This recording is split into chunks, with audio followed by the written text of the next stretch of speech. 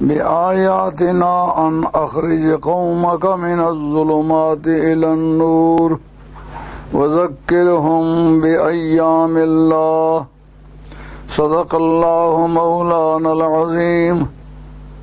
سامعین و حاضرین، آج آپ کی خدمت عالیہ میں عرس کے موضوع پر اپنی گزارشات پیش کرنے والا ہوں، اور سلسلہ عالیہ قادریہ جیلانیہ کے خلیفہ مجاز فقیر سائیں ٹیلفورڈ والے، اللہ ان پر اپنی رحمت کی برسات فرمائے، ایک اللہ والے شخص تھے۔ انہوں نے اپنی زندگی میں بڑے دینی کام کیے ہیں، اور اس میں نمایاں پہلو یہ ہے اپنے پاس سے پیسے خرچ کر کے دین کو زندہ کرنے کی مساعی کی ہے۔ اللہ کریم ان کی وہ مساعی جمیلہ اپنی بارگاہ میں منظور و مقبول فرمائے۔ انہوں نے ایک تو ٹیلفورڈ میں جو ان کا قیام ہوا ہے، اس میں اپنے پیسوں سے بلڈنگ خرید کے اس کو کنورٹ کر کے مسجد بنا دی، اور اس کے اندر جمعے اور 5 وقتہ نماز کا امام اور ماہ رمضان شریف میں تراویح کا بندوبست اپنے پیسے سے کیا۔ ان کے دوستوں نے امکان پر اس کے چلانے میں مدد کی، لیکن اس مسجد کی خریداری میں یا اس کی کنورشن میں، اس کو مسجد میں تبدیل کرنے میں انہوں نے خالص اپنے پیسے خرچ کیے ہیں۔ اور پھر وہ چیچا وطنی کے رہنے والے ہیں، وہاں انہوں نے 16 کنال کے رقبے میں ایک عمارت بنائی جو دارالعلوم قادریہ جیلانیہ کے نام سے، جس سلسلہ تعلیمات کے وہ خلیفہ تھے، اس سلسلہ تعلیمات کے نام پر انہوں نے وہاں اس 16 کنال کے رقبے میں ایک مسجد بنائی، ایک مدرسہ بنایا، طالب علموں کے لیے ٹھہرنے کی جگہ بنائی، لنگر خانے بنائے، اور اس کے عین پختہ سڑک کے کنارے پر چند دکانیں بنائیں کہ جن کی آمدنی ساری زندگی اس کار خیر پر وقف کی جائے گی، خدمت کی جائے گی۔ اور ان کے وارثان اللہ ان کو سلامت رکھے۔ ان کی بیوہ بڑی سخیہ اور بڑی دانشور خاتون ہیں، وہ اس مدرسے کو بھی اور اس درگاہ کو بھی چلا رہی ہیں، اور اللہ کا فضل ہے وہاں تعمیری کام بھی ہو رہا ہے۔ ان قریب فقیر سائیں کا روضہ شریف بھی تیار ہو جائے گا، لیکن سر دست اس کے اندر جو فقیر سائیں نے کام کیا ہے، اپنی قبر کا بعد میں بندوبست کیا ہے، پہلے نبی کریم علیہ السلام کے دین کی تعمیر و ترقی کا اہتمام پہلے کیا ہے، اور وہ صفحہ تاریخ پر ایک نہ مٹنے والی یادگار ہے۔ اور ان کا سجادہ نشین صاحبزادہ غلام حسین بڑا نیک سیرت بچہ ہے، جو ہر قدم پر اپنے باپ کی اتباع کرتا ہے۔ آج عرس کے موضوع پر تقریر ہوگی، تمام دوستوں سے گزارش ہے کہ صمیم قلب سے سماعت فرمائیں۔ قرآن مجید نے کہا وَلَقَدْ أَرْسَلْنَا مُوسَىٰ بِآيَاتِنَا أَنْ أَخْرِجْ قَوْمَكَ مِنَ الظُّلُمَاتِ إِلَى النُّورِ۔ ہم نے موسیٰ کلیم اللہ علیہ السلام کو معجزات دے کر کے بھیجا، جس کا مقصد یہ تھا کہ وہ اپنی قوم کو اندھیروں سے روشنی کی طرف لائیں۔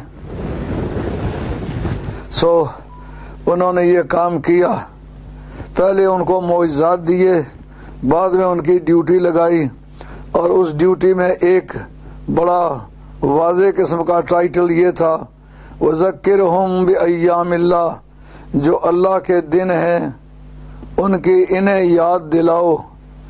کیا مطلب؟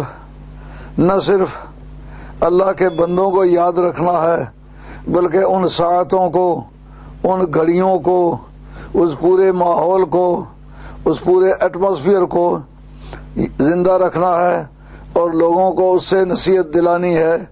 جس وقت بندگان خدا اللہ تعالیٰ کی اور اس کے رسول کی اطاعت کرتے ہیں تو ان کا نام دنیا میں زندہ رہتا ہے، ان کا کام دنیا میں زندہ رہتا ہے، ان کے صدقات جاریہ پوری قوم اور پوری ملت کے لیے فلاح و نجات کا ذریعہ بنتے ہیں۔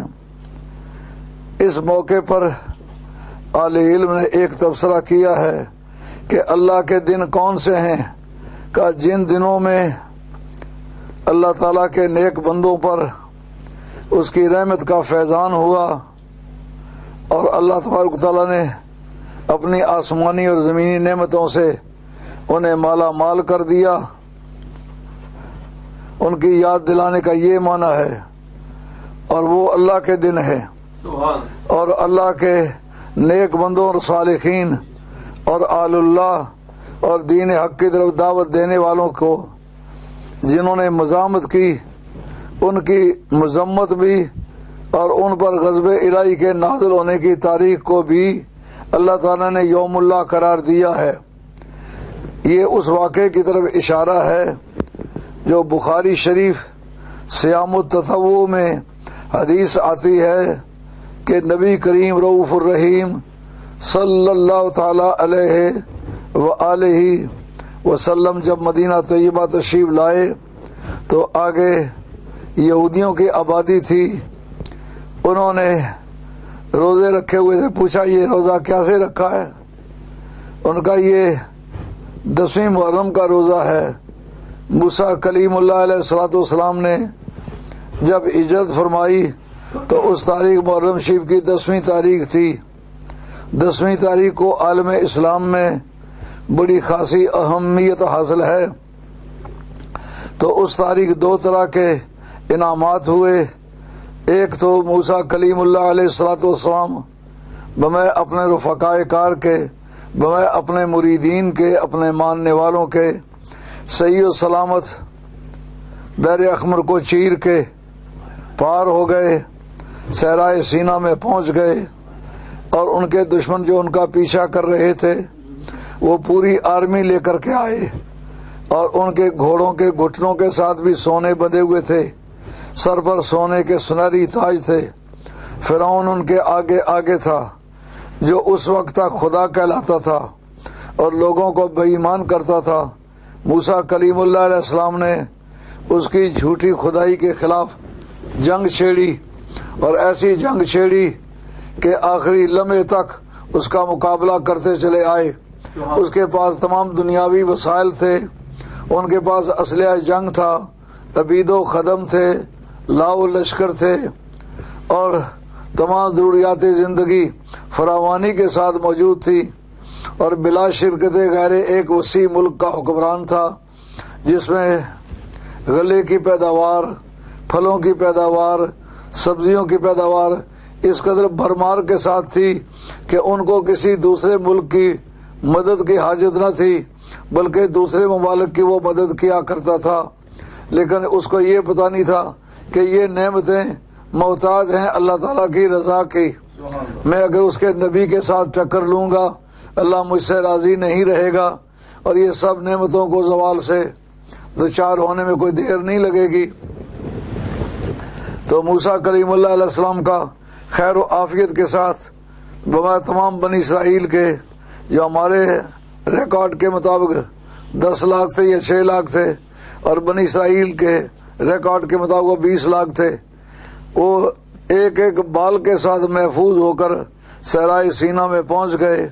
مگر جس وقت پیچھے سے فرعون بمیں اپنی آرمی کے آیا، دیکھا کہ آگے موسیٰ علیہ السلام گزر گئے، اس نے قیاس کیا کہ وہ بھی آدمی ہیں، ہم بھی آدمی ہیں، اور وہ خیر و عافیت سے پار ہو گئے، دریا سمندر نے انہیں کچھ آزار نہیں پہنچایا، تو ہم بھی انسان ہیں۔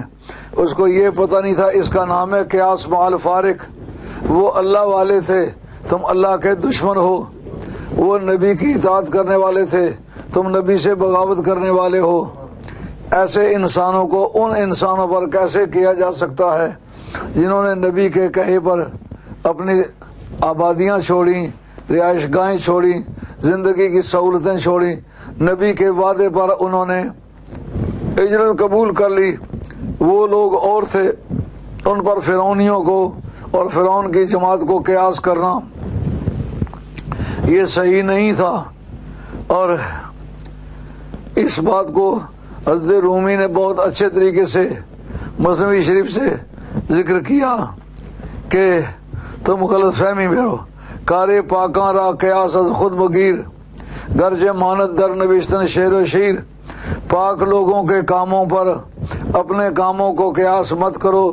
دیکھنے میں شعر اور شیر ایک ہی جیسے لکھے جاتے ہیں، لیکن شعر آں باشد کے مردم را درد، شیر آں باشد کے مردم پر ورد. شیر وہ ہوتا ہے جو انسانوں کو پھاڑتا ہے، دودھ وہ ہوتا ہے جو انسانوں کو پالتا ہے. اس کا نام ہے قیاس مال فارق. لیکن جب عین سینٹر میں پہنچے تو سمندر کی موجیں آپس میں مل گئیں، اور آنے والی شام سے پہلے پہلے ان کا ملک واگزار ہو گیا، اور موسیٰ کلیم اللہ علیہ السلام کی سنگت کامیاب ہو گئی. تو پھر اللہ کریم نے حکم دیا وَذَكِّرْهُمْ بِأَيَّامِ اللَّهِ، ان کو اللہ کے دنوں کی یاد دلا جس ملک کو چھوڑ کے آئے تھے. ہم نے ان کے حوالے کیا. سورہ شعراء میں یہ ذکر موجود ہے کہ وہ بنی اسرائیلوں کو ملک عطا کیا گیا، اور بغیر تمام آبادیوں کے، بغیر تمام بلڈنگوں کے، عمارتوں کے، بغیر مکمل سامان حیات کے وہ ان کے سپرد ہوا. جس کا مطلب یہ ہے کہ اللہ والے جب اللہ کی رضا کے لیے کسی نعمت کو چھوڑتے ہیں، ان نعمتوں کی برسات ان پر ہوتی ہے. آج بھی یہ سبق موجود ہے کہ جو بندہ اللہ کی رضا کے لیے اللہ کی نعمتیں چھوڑے گا تو اللہ تعالیٰ وہ نعمتیں اس کے قدموں کے نیچے بچھا دے گا، آسمان سے برسات بھی ہوگی. قرآن نے کہا وَلَوْ أَنَّهُمْ أَقَامُوا التَّوْرَاةَ وَالْإِنْجِيلَ وَمَا أُنزِلَ إِلَيْهِم مِّن رَّبِّهِمْ لَأَكَلُوا مِنْ فَوْقِهِمْ وَمِنْ تَحْتِ أَرْجُلِهِمْ. اگر تورات اور انجیل کے اندر جو کچھ لکھا ہوا تھا اس پر عمل کرتے تو ان پر نعمتوں کی برسات ہوتی، اس سر کی طرف سے بھی وہ نعمتیں حاصل کرتے، کھاتے، اور ان کے پاؤں میں نعمتوں کا فرش بچھ جاتا. آج بھی یہ مسئلہ موجود ہے. یہ ایک دائمی اور سرمدی قانون ہے. جو قوم اللہ اور اس کے رسول کے کہے پہ چلتی ہے، اللہ تعالیٰ کی رحمتوں کے فرش بچھ جاتے ہیں، اللہ کی رحمتوں کی برسات ہوتی ہے. جب انہوں نے بتلایا یہ روزہ ہم اس لیے رکھتے ہیں کہ اس دن اللہ تعالیٰ نے موسیٰ کلیم اللہ علیہ السلام کو اور آپ کے غلامان بےدام کو عزت بخشی تھی، اور ہر طرح کی حفاظت عطا فرمائی تھی، اور اللہ تعالیٰ نے وہاں پہنچتے ہی من و سلوہ نازل کر دیا. سلے سلائی کپڑے ملنے لگے، ہر طرح کی نعمتوں کی فراوانی. دیکھیں جو قوم اللہ کے نبی کے لیے روٹی کپڑا مکان چھوڑ کے آتی ہے، اب روٹی کپڑے مکان کی سہولتیں کیسی ملتی ہیں. مکان وَظَلَّلْنَا عَلَيْكُمُ الْغَمَامَ، بادلوں کو صاحبان بنا دیا. وَأَنزَلْنَا عَلَيْكُمُ الْمَنَّ وَالسَّلْوَىٰ، اور من و سلوہ نازل کر دیا. روٹی کا بھی بندوبست ہو گیا، رہائش کا بھی بندوبست ہو گیا. بچے پیدا ہوتے پیدائشی طور پر ان کو سلے سلائی کپڑے ملتے ہیں. جو بچہ بڑا ہوتا جاتا ہے کپڑے بڑے ہوتے جاتے ہیں. تو اللہ نے بندوبست کیا.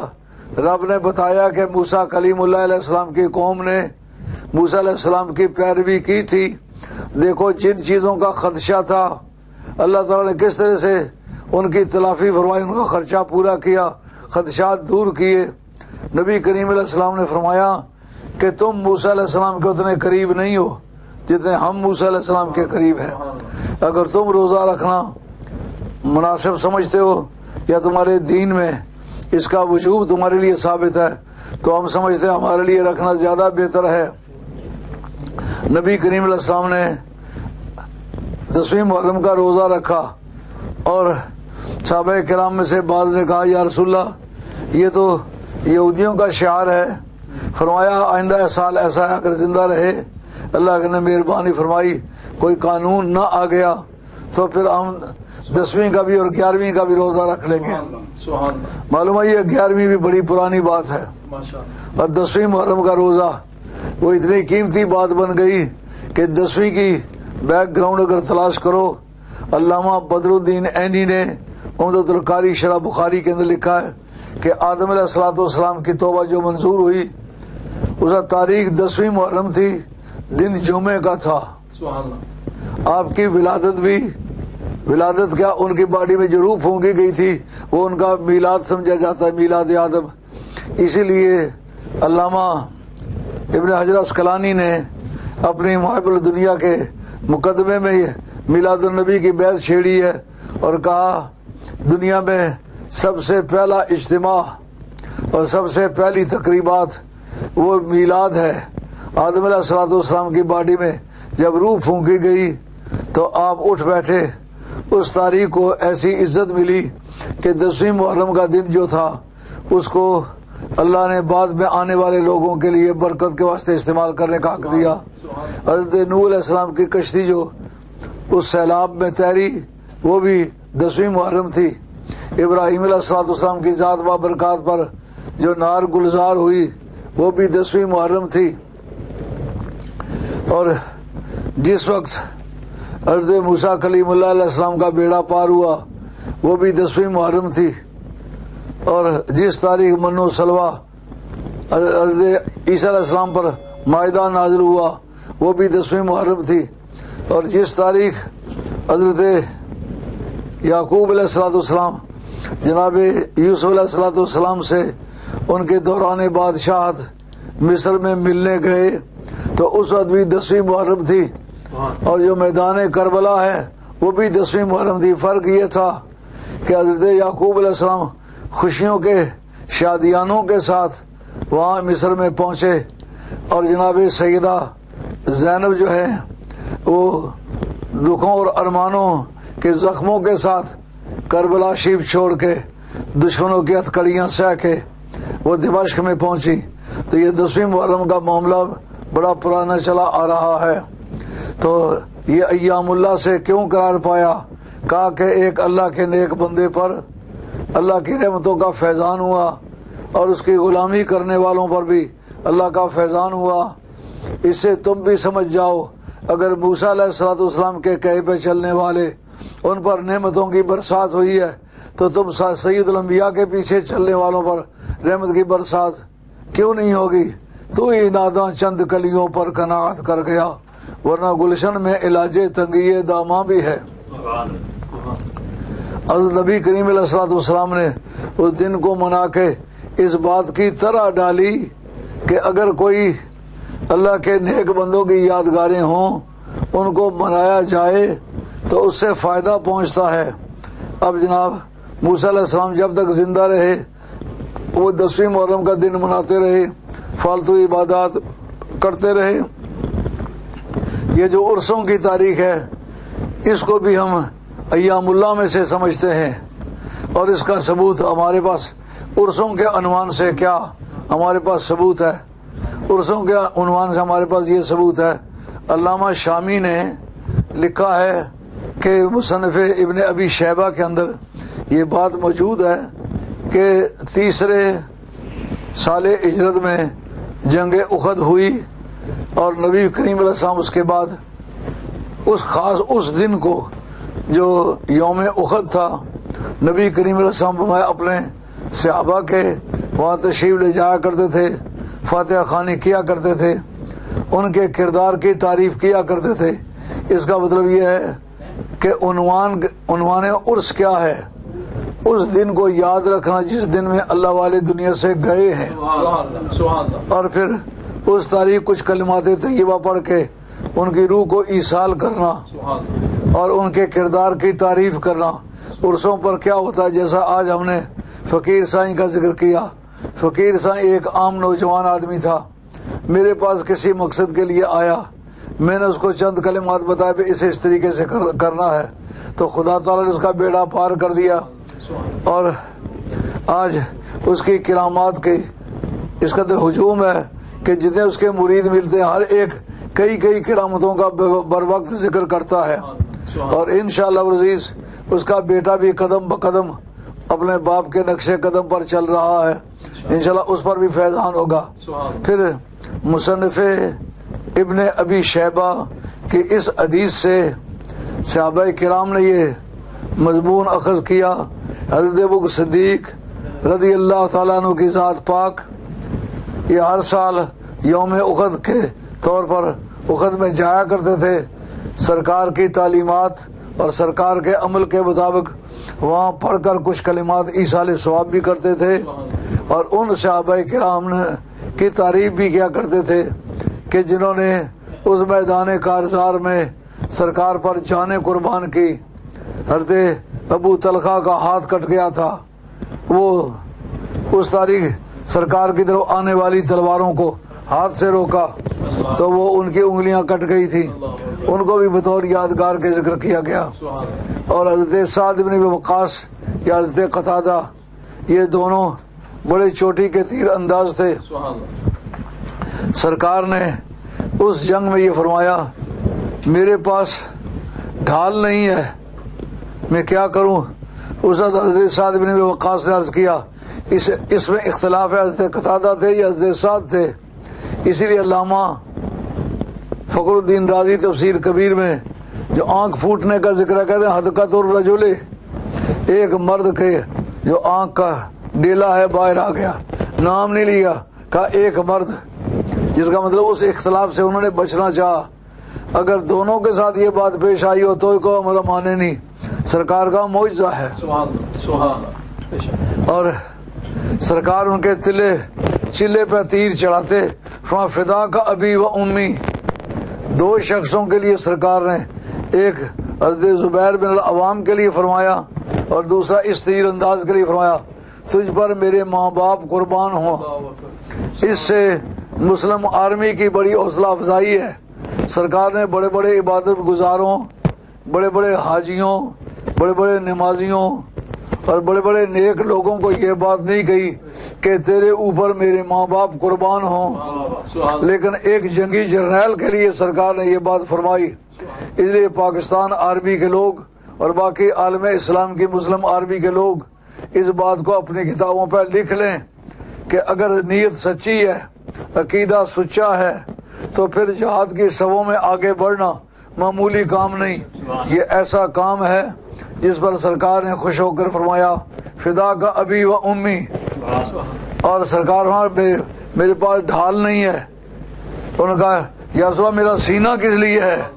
معلوم عاشقان رسول سرکار پر اپنی جان قربان کرنے کو اپنی عزت سمجھتے ہیں، اپنا فرض منصبی سمجھتے ہیں۔ سرکار نے فرمایا تھا جب تک میں مومن کی اپنی جان سے بھی زیادہ پیارا نہ ہو جاؤں اس وقت تک کوئی مومن نہیں ہو سکتا۔ یہ بات سن کے حضرت عمر فاروق رضی اللہ عنہ کی ذات پاک نے فرمایا یا رسول اللہ آپ مجھے میری جان سے بھی زیادہ پیارے ہیں۔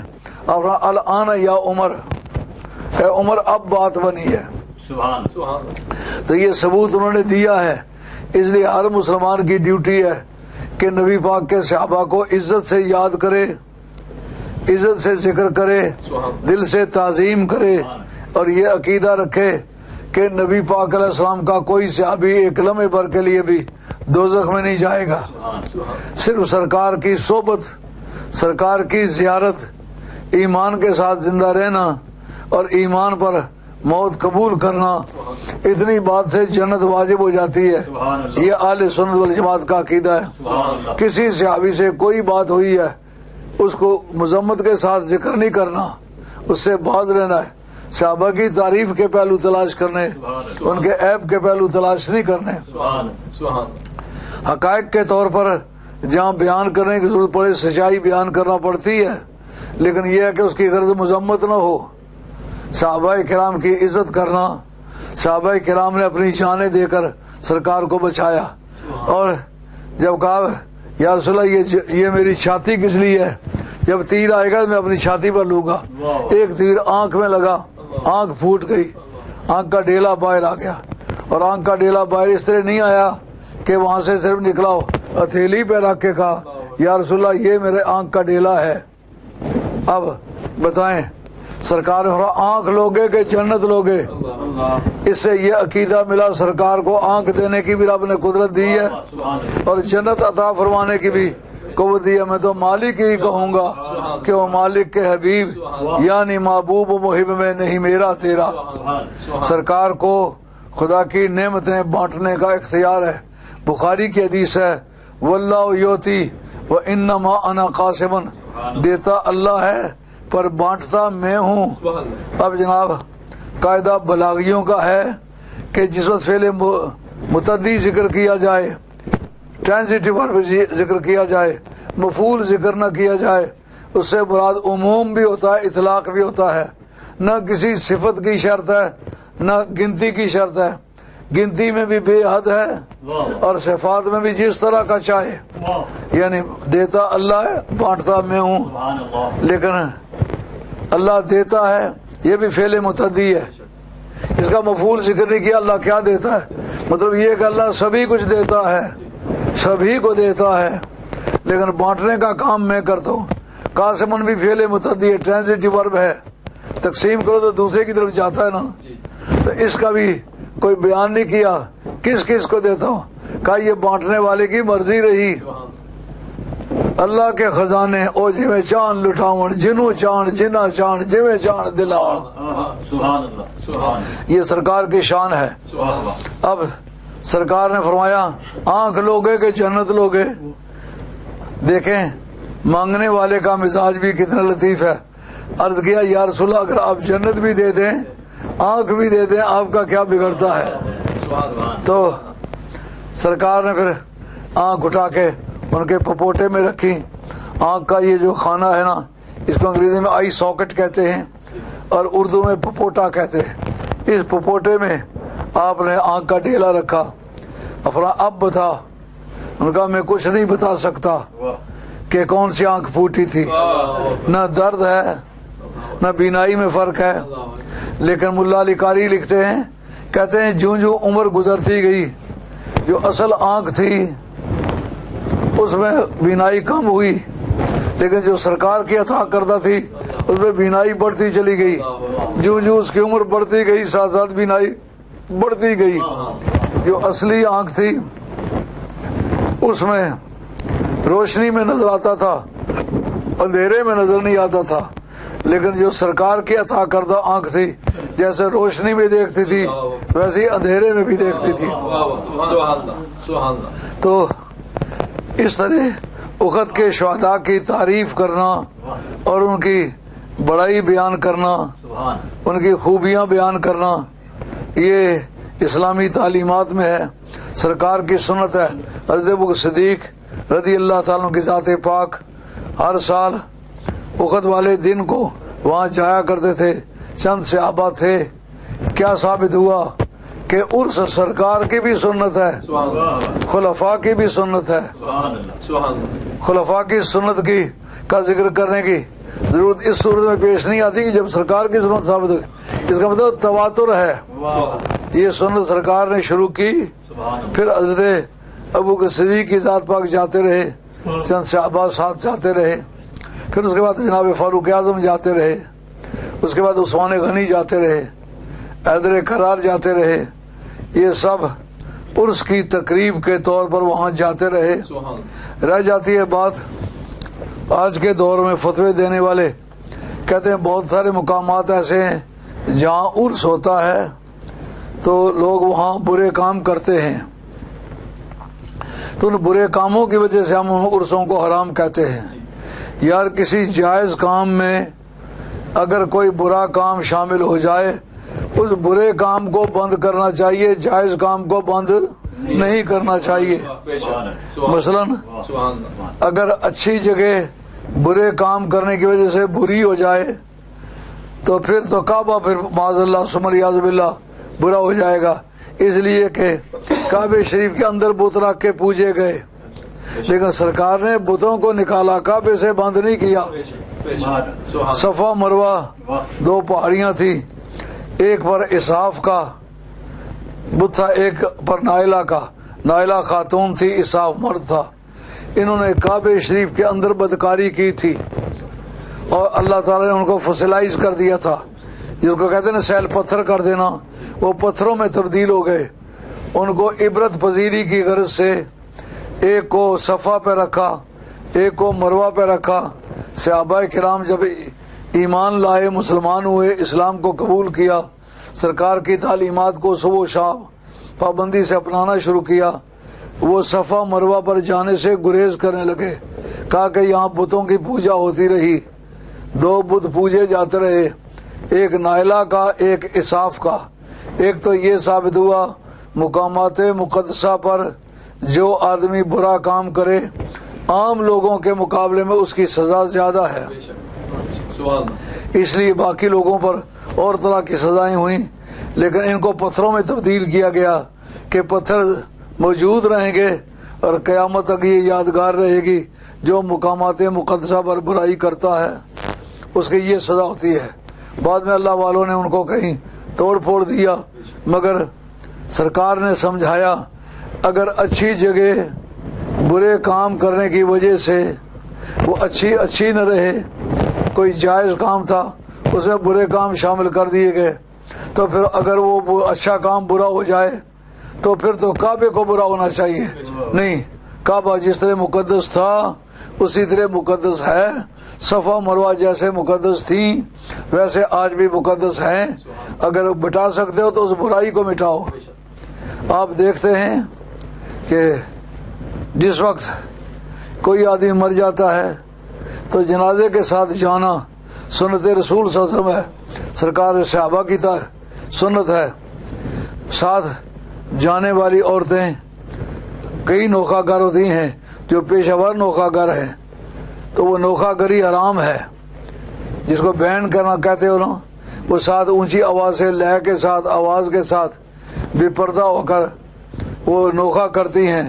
تو آج تک کسی مسلمان کو سنا ہے کہ جنازے کے ساتھ جانا بند کر دو کیونکہ اس کے ساتھ یہ ناجائز چیز شامل ہو گئی ہے؟ ان نوخہ گروں کو روکو، اس پر پابندی کرو، لیکن جنازے کے ساتھ جانا سنت رسول ہے، سنت صحابہ ہے، اس کو مت روکو۔ عرسوں کے سلسلے میں بھی یہ بات یادگاری ہے کہ عرسوں کے موقع پر بعض جگہ گبین عورتیں، ڈانسر عورتیں اور اس طرح کے دوسرے فاحشانہ قسم کے کام ہوتے ہیں۔ نہیں، ان برے کاموں کو روکو، اولیاء اللہ کے مزارات پر تقریبات بنانے سے مت روکو، اس لیے کہ وہ سرکار کی سنت ہے، سرکار کے خلفائے راشدین کی سنت ہے۔ آپ دیکھتے ہیں کہ شادی ہوتی ہے، شادی پر لوگ مجرے کرتے ہیں، ڈانس کرتے ہیں اور ننگے قسم کے گیت گاتے ہیں اور ننگی قسم کی حرکتیں کرتی ہیں۔ آج تک کسی مسلمان کو سنا ہے کہ وہ کہے جناب یہ شادیاں کرنی منع حرام ہے؟ نہیں، شادی سنت ہے، رسول صلی اللہ علیہ وسلم ہے، صحابہ کی سنت ہے، اسلام میں ثابت ہے۔ اگر اس میں کوئی بری چیز شامل کی گئی ہے تو پھر اس بری چیز کو بند کرو، اچھے کام کو بند مت کرو۔ تو جس وقت لوگ جاتے ہیں مزارات پر کیا کرتے ہیں؟ ایک تو ذکر کر دیا، جیسا میں نے ابھی فقیر سائیں کا ذکر کیا، ایک عام نوجوان تھا، جب اللہ سے اس کی آشنائی بن گئی، خوبصورت داڑھی رکھ لی، پھر اس کے جتنے مریدین ہیں انہوں نے داڑیاں رکھ لی، نمازی پکے پابند ہو گئے۔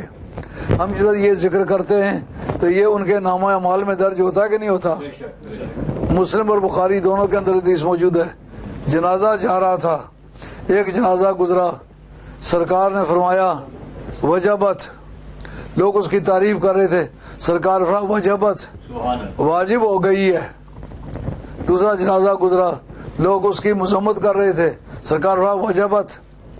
حضرت عمر فاروق رضی اللہ تعالیٰ عنہ سرکار کے بڑے مزاج شناس تھے، انہوں نے موقع مناسب سمجھا کہ پوچھا جائے دونوں کے ساتھ ایک طرح کے الفاظ بولے ہیں تو ایک طرح کا رویہ اختیار کرنا یہ وجہ مساوات تو نہیں ہے؟ سرکار دونوں کی بیک گراؤنڈ الگ الگ ہے، ایک جیسا ہونا ظاہری طور پر یہ جواز یا عدم جواز میں یکسانیت کے معنی نہیں دیتا۔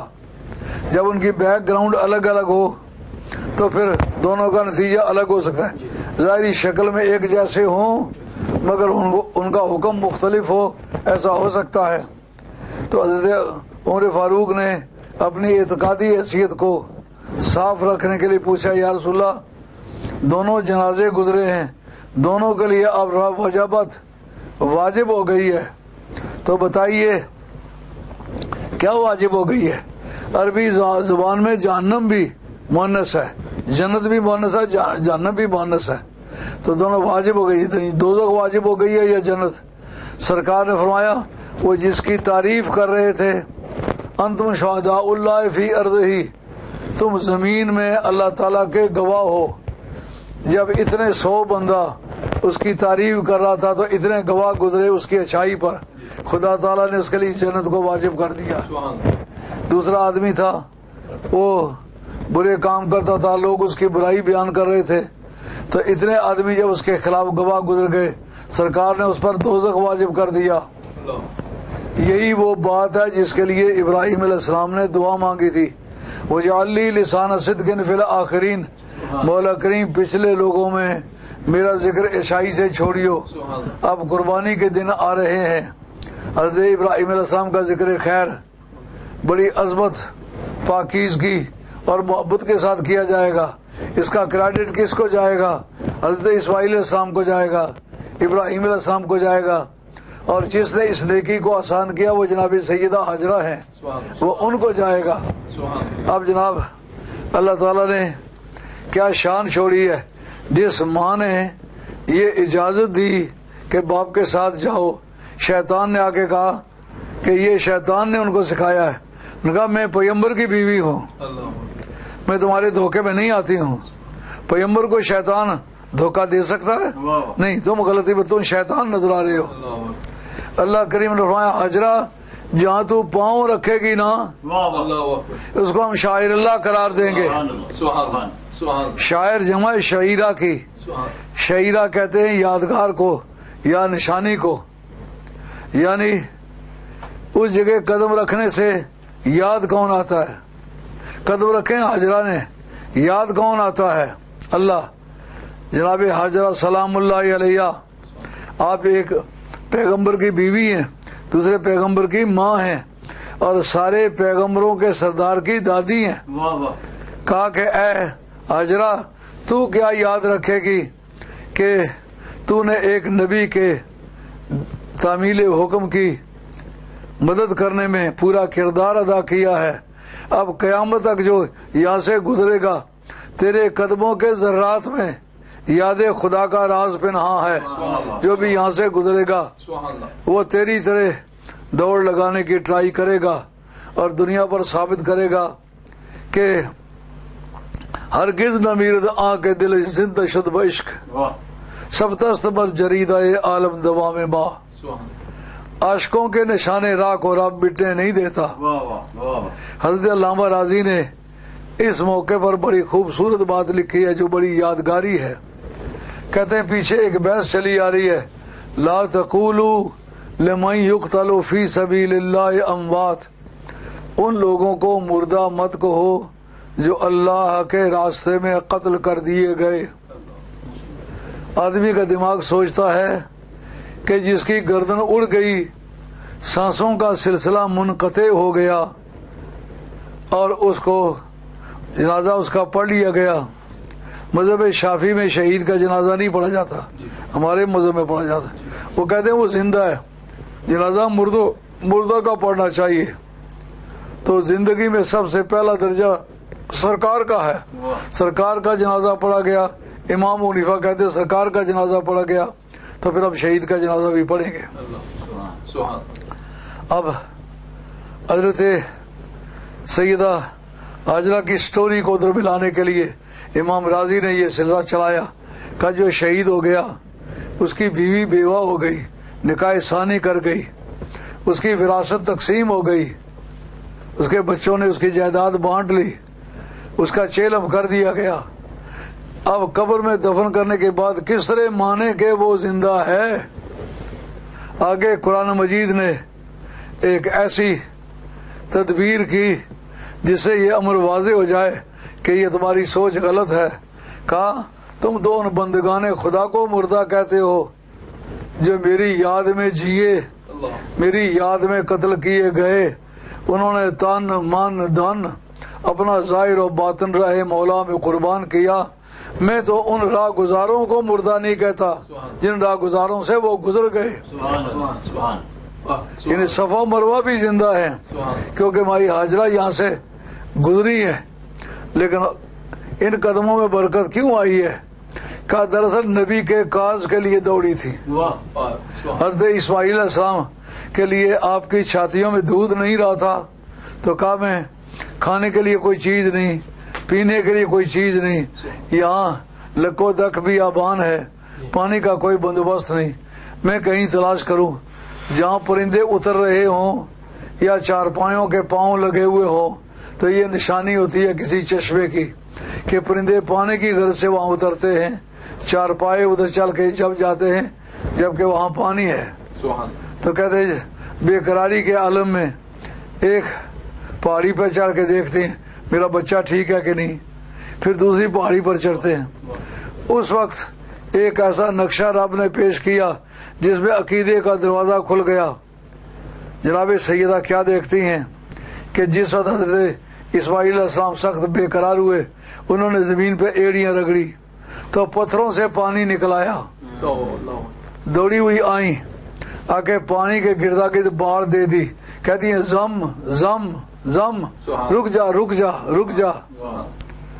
رب نے کیا بتلایا کہ جن نعمتوں کی تلاش وادیوں کی گہرائیوں سے لے کر کے پہاڑوں کی چوٹیاں تک ہوتی ہیں, وہ نعمتیں نبیوں کے قدموں سے لپٹنے سے مل جاتی ہیں. یہ وہ پانی ہے جس کی تلاش میں تم ماری ماری پھری ہو. اب تمہیں بتانا ہے کہ یہ پانی نبی کی ایڑیوں سے نکلا ہے. اعلیٰ حضرت نے اس پانی میں اور حدیبیہ کے مقام پر جو سرکار کے لوٹے سے پانی نکلا تھا اس کا موازنہ کرتے ہیں. کہتے ہیں 1500 بندہ تھا یا 1400 اور کچھ تھا. بخاری کے الفاظ میں یہ کنفیوژن موجود ہے. حضرت جابر بن عبداللہ انصاری دونوں طرح کی روایتیں ہیں, یا 1400 کچھ تھے یا پورے 1500 تھے. اور سرکار وضو فرما چکے تھے. سرکار کے صحابہ نے عرض کیا یا رسول اللہ جانور بھی پیاسے ہیں, ہم بھی پیاسے ہیں, غسل کی بھی ضرورت ہے, وضو کی بھی ضرورت ہے, لیکن چلو پر پانی نہیں ہے, کیا تدبیر کی جائے. کہا تو ہی ناداں چند کلیوں پر قناعت کر گیا, ورنہ گلشن میں علاج تنگی داماں بھی ہے. سرکار نے وضو سے بچا ہوا پانی جو لوٹے کے اندر موجود تھا اس کے اندر اپنی 5 انگلیاں ڈال دی, اور اس کے بعد پانی کے 5 چشمے ابھرنے شروع ہو گئے. پنجاب رحمت کا سیلاب آ گیا. سرکار نے فرمایا وضو کے لوٹے بھی بھر لو, جانوروں کے لیے بھی چرسے جو بڑے بڑے چمڑے کے بیگ ہوتے ہیں وہ بھی بھر لو, نہانے کے لیے بھی پانی ذخیرہ کر لو. اب فرق کیا ہے؟ آپ فرماتے ہیں اس میں زم زم ہے کہ تھم تھم, اس میں جم جم ہے کہ بیش. پانی کا موازنہ کرتے ہیں, کہتے ہیں یہ ذبیح اللہ کی ایڑیوں سے نکلا ہے, وہ حبیب اللہ کی انگلیوں سے نکلا ہے, اور اس میں زمزم ہے رک جا رک جا, اس میں جم جم ہے کہ بڑھتا جا بڑھتا جا, اس میں زمزم ہے کہ تھم تھم, اس میں جم جم ہے کہ بیش. اور کثرت کوثر میں زمزم کی طرح کم کم نہیں. یہ پانیوں کا فرق ہے. تو اس سے ثابت ہوا کہ مائی ہاجرہ کا علیہ السلام کا اس صفا مروہ کے درمیان دوڑنا, ان کے پاؤں کے تلوے چومنے کی وجہ سے وہ پہاڑی شاعر اللہ بن گئی. اور یہ جو اولیاء اللہ کے مزارات ہیں یہ شاعر اللہ کے زمرے میں آتے ہیں. آپ کہیں گے وہ تو نبیوں پیغمبروں کی مثال ہے. نہیں, مائی ہاجرہ کے جو پاؤں ہیں وہ نبیہ کے پاؤں نہیں ہے, وہ ولیہ کے پاؤں ہیں. وہ ثبوت ولی کا بنتا ہے. اور ایک بات آپ کی روزانہ کی زندگی میں, وَالْبُدْنَ جَعَلْنَاهَا لَكُمْ شَعَائِرَ اللَّهِ فِيهَا خَيْرٌ, سورہ حج کی آیت نمبر غالباً 22 ہے. اس کے اندر بتایا کہ جس وقت تم حج کے لیے جاتے ہو مقام میقات سے, میقات اس طرح سمجھو جس طرح آکٹائز ہوتی ہیں نا, شہر کے گردا گرد چنگیاں ہوتی ہیں, تو چنگیوں سے اندر داخل ہوتے وقت آپ کو ٹیکس پے کرنا پڑتا ہے. اسی طرح یہ کعبہ شریف کے گردا گرد میقات ہیں. پاکستان والوں کے لیے, ہندوستان والوں کے لیے یہ لملم ہے, اسے دوسرے ملکوں کے لیے دوسرے میقات ہیں. تو اس میقات پر جا کر کے آپ کو احرام باندھنا پڑتا ہے، احرام سے کے بغیر آگے نہیں جا سکتے، تو اس مقام پر آپ ایک جانور کو نشانی لگاتے ہیں، اونٹ ہے یا گائے، اس کو بدنا کہتے ہیں، بکری بھیڑ کو بدنا نہیں کہتے۔ بکری بھیڑ قربانی لگ سکتی ہے، لیکن جس میں 7 شریک ہوں وہ اونٹ ہے یا گائے ہے، اور بھینس بھی 7 حصوں کے ساتھ ذبح کی جا سکتی ہے۔ کہ اس کے گلے میں چیتڑا ڈالا، فرمایا اب یہ شاعر اللہ میں سے ہے۔ یار میں پوچھتا ہوں، جس وقت ایک گائے کے گلے میں چیتڑا ڈالا اس نیت سے کہ اس نے مقام محترم پر یعنی قربان گاہ میں جانا ہے، اس کی حیثیت بدل گئی، اس کو بدنا کہا اس میں خیر ہے، مجھے بتاؤ جو ایک قربانی کا جانور ہے اس کا تعلق بن جائے قربان گاہ کے ساتھ تو اس کی یہ عزت بن جاتی ہے، تو مجھے بتاؤ خاتون جنت کا جو جزو بدن ہونا سرکار کے ساتھ ثابت ہے، اس کی عزت کا کیا مقام ہوگا؟ قیامت تک اولاد رسول جو آئے گی ان کی نسبت سرکار کے ساتھ جو بنتی ہے اس کی ویلیو ڈالو کہ کیا ہوگا، اس کی ویلیو ایڈ کرو۔ آپ کو سمجھنا پڑے گا، یہ جن جگہوں کو دیکھ کے اللہ کی یاد تازہ ہوتی ہے ان کو شاعر اللہ کہتے ہیں۔ یہ شاعر اللہ ہے، اولیاء اللہ کے مقامات کی زیارت کرنے سے زندگی میں ایک ایسی لہر دوڑتی ہے جس سے آدمی کو نیکی کا سبق ملتا ہے۔ وہاں جا کر لوگ تبرکات خرید کے لاتے ہیں، لوگ تبرکات کی مخالفت کرتے ہیں، کہتے ہیں ان تبرکات کا ثبوت کوئی نہیں، ثبوت ہے۔ علامہ دہلوی آپ کی کتاب مسند الفردوس اور حضرت عبداللہ ابن عباس اس کے راوی ہیں، کہتے ہیں جس وقت سرکار کی منہ مانگی ماں حضرت فاطمہ بنت اسد، ان کا وصال ہوا مدینہ طیبہ میں، سرکار نے ان کو کفن دلاتے وقت اپنی قمیص مبارک اتار کے ان کے گلے میں ڈالی اور تھوڑی دیر کے لیے ان کی قبر میں آپ لیٹے۔ ان دونوں کی وجوہات الگ الگ ہیں۔ اس کی وجہ کیا ہے کہ جو آپ نے اپنی قمیص پہنائی وہ خود سرکار نے بیان فرمائی، البستھا لتلبس من ثیاب الجنہ، میں نے اس کو اپنی قمیص اس لیے پہنائی ہے تاکہ اس کو جنت کے جوڑے پہنائے جائیں۔ معلومات تبرکات کی برکت سے جنت کے جوڑے مل سکتے ہیں، یہ سرکار نے عقیدہ دیا ہے۔ اور صحابہ کی موجودگی میں مدینہ طیبہ میں قبر میں کیوں لیٹے ہیں؟ فرماتا استجاعت فی قبرہا لانی اخفف عنہا عن زغطۃ القبر، میں اس کی قبر میں اس لیے لیٹا ہوں تاکہ فشار قبر جو عذاب قبر ہوتا ہے وہ نہ ہو۔ معلوم ہوا اللہ کے پیارے بندوں کے آمد کی وجہ سے اس مٹی کی تاثیر بدل جاتی ہے، اس میں عذاب کا رنگ نہیں رہتا، ثواب کا رنگ رہتا ہے۔ اس لیے سرکار نے یہ کرم فرمائی ہے۔ عرس کی جو وجہ ہے وہ بھی اس سے ملتی جلتی ہے۔ عرس کو عرس کیوں کہتے ہیں؟ کہتے ہیں سرکار تشریف لاتے ہیں۔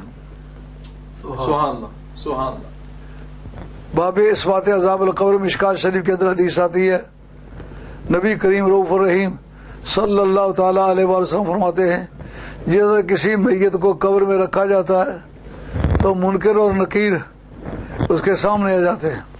منکر میں نے انجان، منکر نہیں پڑھنا، منکر انکار کرنے والوں کو کہتے، فرشتوں میں انکار کرنے والا کوئی نہیں ہے۔ وہ آ کر اس سے سوال کرنا چاہتے، جس وقت وہ بہت مایوس ہوتا ہے کہ میں اکیلا ہوں، کوئی ٹیلی فون نہیں، کوئی ٹیلی گرام نہیں، کوئی ٹیلی ویژن نہیں، کوئی سورس آف انفارمیشن نہیں، اب میں کیا کروں؟ پٹ سے کھڑکی کھل جاتی ہے، لمبے لمبے گیسوں والی ایک ذات مبارک جو زلف معمر بکھر جائے گی، نہ جانے کدھر سے کدھر جائے گی، زلف کا لہرانا کہ ڈھارس کا بند جانا ایک ہی وقت میں ہوگا۔ کہتا فرشتوں پوچھو کیا پوچھتے ہو؟ کیا پوچھتے یہ ہے بتاؤ تمہارا رب کون ہے؟ نگر ربی اللہ۔ سرکار کو دیکھتا گیا، معلومہ آقائے نعمت کے چہرے پر نگاہ پڑے ضمیر روشن ہو جاتا ہے، جو باتیں پڑھی ہوئی نہیں ہیں وہ علم میں آ جاتی ہیں، جو دیکھی ہوئی نہیں ہے مشاہدے میں آ جاتی ہیں۔ جو ہی سرکار کے چہرے پر نظر پڑتی جاتی ہے حقائق کھلتے چلے جاتے ہیں. وہ پوچھتے ہیں تیرا رب کون ہے؟ تو قبر میں کون سی یونیورسٹی ہے جہاں رب کی شناخت پریڈ ہوتی ہے کہ پہچانے؟ وہ کہتا ہے ربی اللہ، مجھے سرکار مل گئے، تو ملے ہوتے ساجن مل سی ہوں آسان لگ پئیاں. سرکار مل گئے، رب مل گیا. میرا رب اللہ ہے.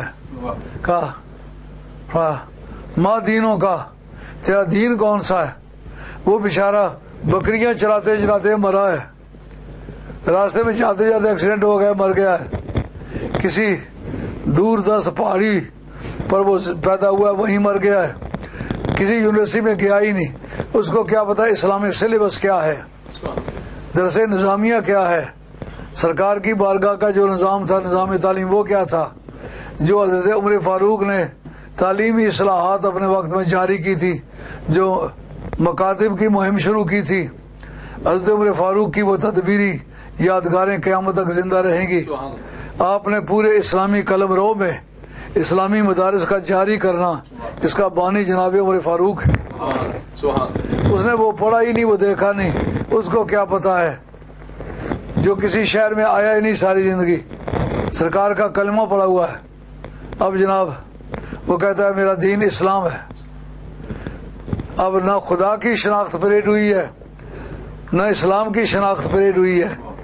اب سرکار سامنے کھڑے کہتے ہیں ما کنتا تقولو فی حاضر رجل. اگر پہلے سیمائی امتحان میں بھی فیل ہو گیا، پاس ہے، ششمائی میں پاس ہو جائے، نومائی میں فیل ہو گیا، امکان ہے کہ سالانہ میں پاس ہو جائے. اب سالانہ میں فیل ہو جائے تو پھر پاس ہونے کا کوئی چانس نہیں. اس موقع پر جب پوچھتے بتا ان کے بارے میں تو کیا کہتا تھا، تو جواب میں کہتا ہے یہ میری سرکار ہے، میں ان کا غلام ہوں، یہ میرے نبی ہیں، میرے رسول ہیں. اب جو یہ کہہ چکتا ہے اس سرکار نم نومت العروس، ایک بار نم کا نومت العروس، کسی کے کاف ہے کسی کے کاف نہیں ہے. اگر کاف نہیں ہو تو نومت العروس، یہ مصدر نو اس کو کہتے ہیں. مصدر کی 5 مشہور قسمیں، ان میں ایک مصدر نو ہے. اس کے معنی کی طرح، سو جا جس طرح کہ دلہن سوتی ہے. تو یہ کی طرح، کی مانند، کی مثل، یہ مسئلہ ہے علم بیان کا. اس میں ایک ہوتا ہے مشبہ، جس کو تشبیہ دی جاتی ہے، فلاں فلاں کی طرح ہے، اس کا قد سرو کی مانند ہے، قد اس کا مشبہ ہے، سرو مشبہ بھی ہے. اور ایک ہوتا ہے مشبہ بھی جس کے ساتھ تشبیہ دی جائے. ایک ہوتی ہے وجہ شبہ، یعنی تشبیہ دینے کی وجہ. جس کا قد سرو کی مانند ہے، اس کی تشبیہ کی وجہ کیا ہے؟ اس سرو کی سیدھائی اور لمبائی.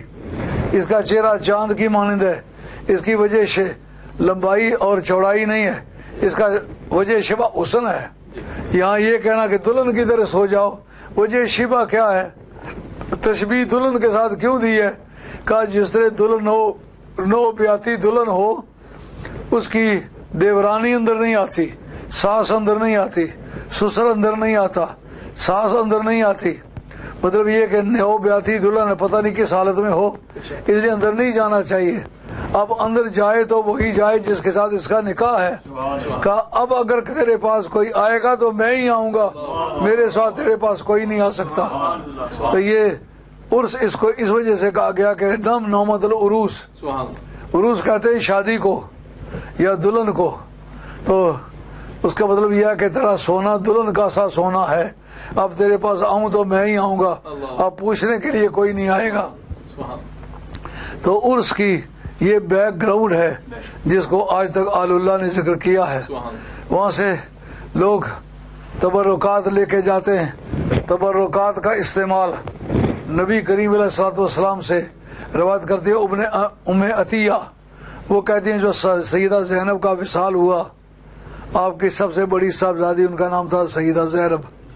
وہ حضرت خدیجہ کبریٰ کے بھانجے یا بھتیجے سے شادی شدہ تھیں. اس وقت کفار کے ساتھ نکاح کرنا منع نہیں تھا، ہجرت کے بعد منع ہوا ہے، تو وہ پہلے کا نکاح تھا. تو جو حضرت سیدہ زینب کا وصال ہوا تو نبی کریم علیہ السلام نے ام عطیہ کو اپنا تہ بند تھا وہ اتار کے دیا، کہا جا کر کے سیدہ زینب کو کفن کے اندر یہ پہنا دو، یہ میرا تہ بند اس کے بدن کے ساتھ لگے، اس کا فائدہ کیا ہوگا، یہ میرے چمڑے سے لگا ہوا کپڑا اس کو جہنم کی آگ سے بچائے گا، جہنم کی آگ اسے نہیں چھو سکتی۔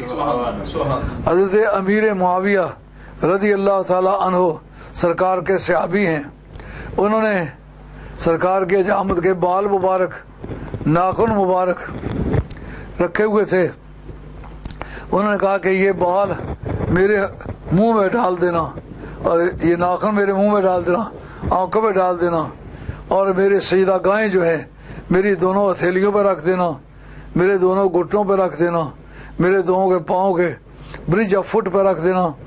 اس کا مطلب کیا ہوگا، ان کی برکت سے عذاب جہنم نہیں آئے گا۔ تو عرس کی تاریخ میں یہ باتیں بھی بڑی یادگاری ہیں، ان کو برکت کے لیے استعمال کرنا، برکت کے لیے وہاں سے چیزیں لانا اور وہاں جا کے اچھائی سے ان کا ذکر کرنا، صاحب مزار کے لیے بھی نفع بخش ہے، ان کے لیے بھی نفع بخش ہے، جو اتنے لوگ مل کے تعریف کریں گے۔ آج فقیر سائیں کا عرس پاکستان میں بھی منایا جا رہا ہے، اور یہاں ٹیلفورڈ میں بھی ان کے گھر والوں نے بھی اس کا اہتمام کیا ہے، اور ہم نے بھی الحمدللہ کچھ لنگر تیار کیا ہے ایصال ثواب کے لیے، اور ان کے بال بچوں نے مجھے پڑھ کے کافی سارے لمبے اذکار دیے ہیں، 21-22 قرآن مجید کے ختم بھی دیے ہیں، صورتیں بھی دی ہیں۔ اب میں دوستوں سے گزارش کرتا ہوں کہ آج عرس کے موضوع پر ایک بڑا جامع معنی بیان آپ کی خدمت میں پیش کیا، امید ہے آپ یاد رکھیں گے اور اس کا فائدہ اسلام کو پہنچے گا۔ وما علینا الا البلاغ المبین، وآخر دعوانا ان الحمد للہ رب العالمین، الصلاۃ والسلام علی رسول خیر خلق محمد وآلہ وصحبہ اجمعین برحمتک۔ سورت پڑھ دیں، اس کے بعد میں ختم پڑھتا ہوں۔ اعوذ باللہ من الشیطان، سبحان اللہ، بسم اللہ الرحمن الرحیم، سبحان اللہ، سبحان اللہ۔ ألم تر كيف فعل ربك بأصحاب الفيل، سبحان اللہ، ألم يجعل كيدهم في تضليل، وأرسل عليهم طيرا أبابيل سبحان اللہ، ترميهم بحجارة من سجيل سبحان اللہ، فجعلهم كعصف معقول۔ جزاک اللہ۔ اب ختم شریف کے لیے چیزیں لے آؤ، میں ختم شریف پڑھتا ہوں۔ اعوذ باللہ من الشیطان الرجیم، بسم اللہ الرحمن الرحیم۔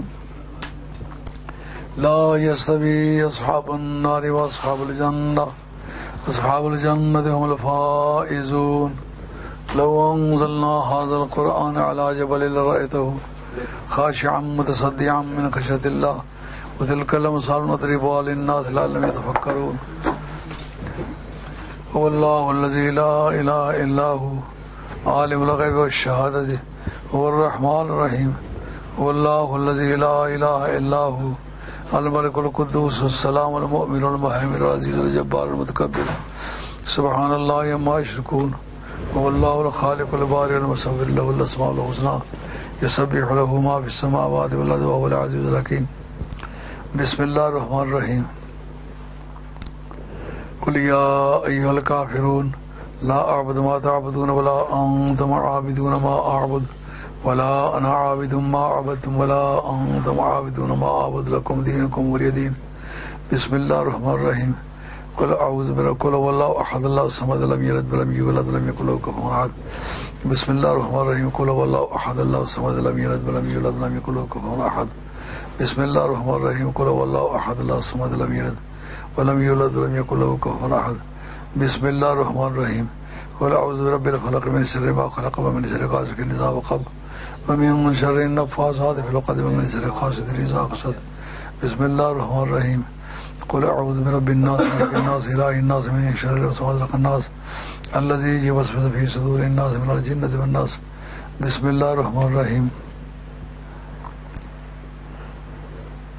الحمد للہ رب العالمین الرحمن الرحیم مالک یوم الدین إياك نعبد وإياك نستعين اهدنا الصراط المستقيم صراط الذين أنعمت عليهم غير المغضوب عليهم ولا الضالين آمين. بسم الله الرحمن الرحيم.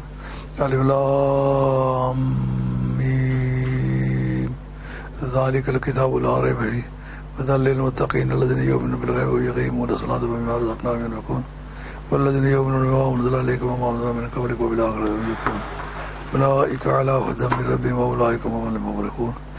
دعواهم فيها سبحانك اللهم وتحيتهم سبحانك اللهم وتحيتهم فيها سلام وآخر دعواهم أن الحمد لله رب العالمين. الصلاة والسلام على رسول خير خلق محمد وعلى آله وصحبه.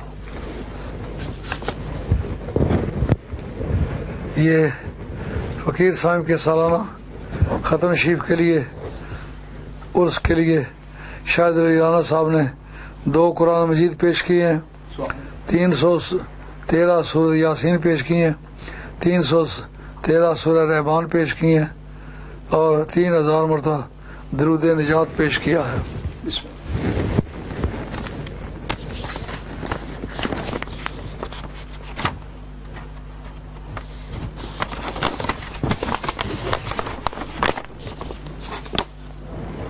اور فقیر سائیں کی فیملی نے فقیر سائیں کے سالانہ عرس کے لیے 21 قرآن پاک پیش کیے ہیں اور 575 سورہ یاسین پیش کیے ہیں اور 1652 مرتبہ سورۃ مزمل شریف پیش کی ہے، 355 مرتبہ سورہ رحمان پیش کی ہے، 350 مرتبہ سورۃ احزاب پیش کی ہے اور 350 مرتبہ سورہ واقعہ پیش کی ہے، 350 مرتبہ سورہ جمعہ پیش کی ہے، 100 مرتبہ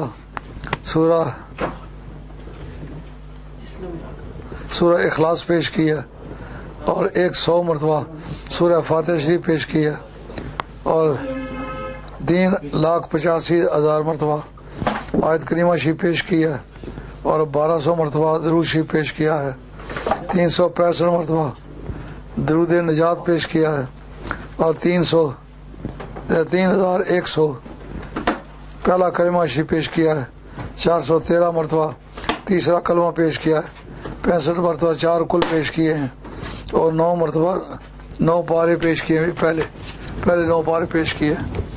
آپ سبھی دوستوں نے جو کچھ پڑھا ہوا ہے ملک کر دیں، میں نے قبول کر لیا. جو کچھ فقیر سائیوں کے گھر والوں نے پڑھ کے دیا وہ میں نے قبول کر لیا اور شاہد علی رانا صاحب نے جو قرآن مجید پیش کیے ہیں، صورتیں پیش کی، میں نے قبول کر لی ہیں. اب دعا فرمایا. سید علی امام دعا کرو فقیر سائیں کے بیٹے کے لیے، غلام حسین کے لیے، اللہ اس کو اچھا بندہ بنائے، اس کے گھر بار میں اللہ خیر و برکت فرمائے اور اپنے باپ کی گدی کو اچھی طرح سے چلا سکے. مولا کریم جو کلمات طیبہ میں نے خود پڑھے ہیں اور جو میرے دوست نے پڑھ کے دیے ہیں اور آج کے ختم شریف کے لیے جو لنگر پکایا ہے، مولا کریم سبھی اپنی بارگاہ میں منظور و مقبول فرما اور اس کا ثواب جناب محمد رسول اللہ صلی اللہ علیہ وسلم کو حساب فرما. تمام انبیاء و مرسلین علیہم الصلوۃ والسلام کی ارواح مقدسہ کو حساب فرما اور بالخصوص نبی پاک علیہ السلام کی تمام آل بیت، ازواج مطہرات، بنات طیبات، اولاد ابجاد، حسنین کریمین کی ساری اولاد اور ائمہ آل بیت کے ارواح مقدسہ کو حساب فرما. نبی پاک علیہ السلام کے آج تک جتنی آل کل روئے زمین پر گزرے سب کے ارواح مقدسہ کو حساب فرما اور نبی پاک علیہ السلام کے تمام صحابہ کرام رضوان اللہ تعالیٰ مجمعین کے ارواح مقدسہ کو حساب فرما. بالخصوص حضرت ابوبکر صدیق، حضرت عمر فاروق، حضرت عثمان غنی، حضرت حیدر کرار، حضرت عشرہ مبشرہ، حاضرین بدر، حاضرین احد، حاضرین احزاب، حاضرین صلح حدیبیہ کی ارواح مقدسہ کو حساب فرما. نبی پاک علیہ السلام کے ہر صحابی کی روح مبارک کو، تمام تابعین تبع تابعین کے ارواح مقدسہ کو حساب فرما. تمام زمرہ اولیاء اللہ کے ارواح مقدسہ کو حساب فرما. بالخصوص حضرت غوث پاک پیروں کے پیر دستگیر سبحانی اور خواجہ غریب نواز سلطان ہند سرکار، داتا گنج بخش علی اجمیری، شیخ شہاب الدین سربردی، سید بہاؤالدین نقشبند شہنشاہ بخارا، سید ابوالحسن شاذلی حسنی رضی اللہ تعالیٰ کی نمبر کو حساب فرما. خواجہ خواجگان سید السادات سید پیر میر علی شاہ صاحب گولوی رحمۃ اللہ علیہ عمر کو صاحب فرما، بابجی صاحب گولوی، لالا جی صاحب گولوی، اور سید پیر جماعت علی شاہ صاحب محدث علی پوری رحمۃ اللہ علیہ عمر کو صاحب فرما، جماعت علی شاہ صاحب ثانی اللہ ثانی رحمۃ اللہ علیہ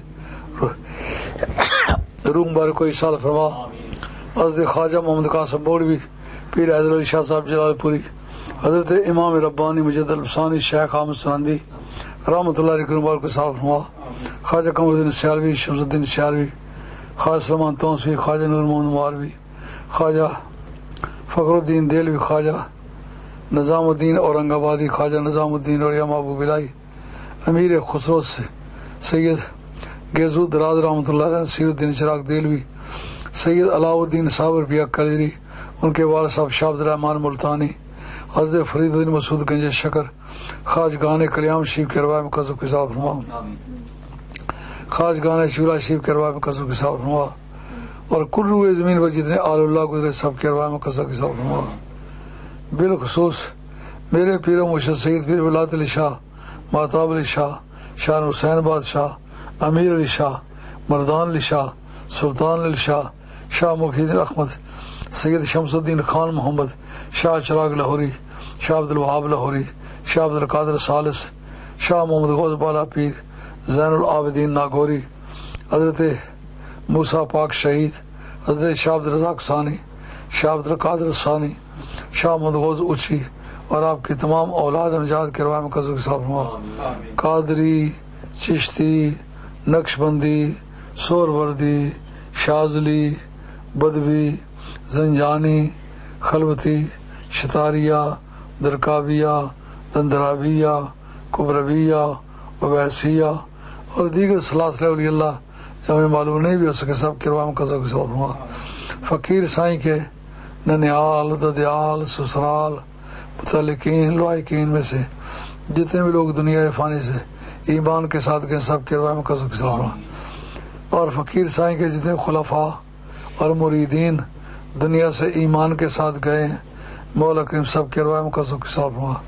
ہم جتنے حاضرین اس مجلس کے اندر موجود ہیں، ہمارے باپ داداؤں میں ہمارے جتنے مریدین مخلصین وفادار دنیا سے گئے ہیں سب کے روایت میں قصو کی صاحب فرما۔